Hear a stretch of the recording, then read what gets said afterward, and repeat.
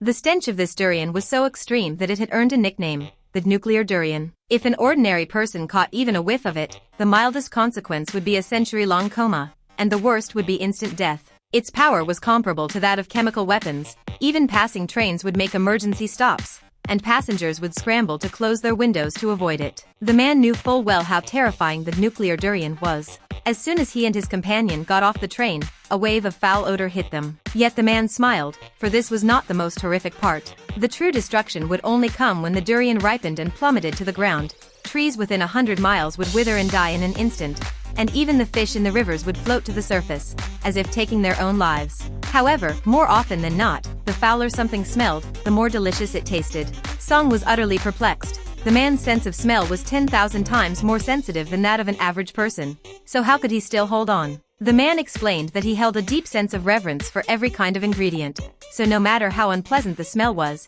he could endure it. Song had to admit that this was truly impressive. But soon, both of them were writhing in agony, their faces contorted by the stench. Song put down his backpack, intending to take out a gas mask, only to be stopped by the man. He said they must not rely on any equipment, only in this way would the durian accept their sincerity. Thus, the two walked from day until night. The man's stomach rumbled with hunger. He tried to find something to eat to ease his hunger, but any food that touched his hands would rot instantly. They had no choice but to keep moving forward.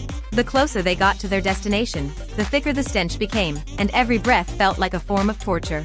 Just as they were on the verge of passing out from the smell, their target finally came into view. Before them stood a massive durian tree, its trunk covered in sharp thorns, and the legendary nuclear durian had just ripened. The two clenched their teeth, praying that it would fall soon. In the next second, their clothes began to dissolve. As the nuclear durian crashed to the ground with a thud, an unbearable stench swept across the globe in an instant. Those with strong physiques could barely hold on, while those who were physically weak collapsed to the ground unconscious on the spot. As for the two men standing at the epicenter of the stench, they also crumpled to the ground instantly, their consciousness fading. The man woke up quickly, only to be knocked out again by the stench. After repeatedly fainting and regaining consciousness several times, they finally gradually acclimated to the odor and succeeded in bringing the durian back.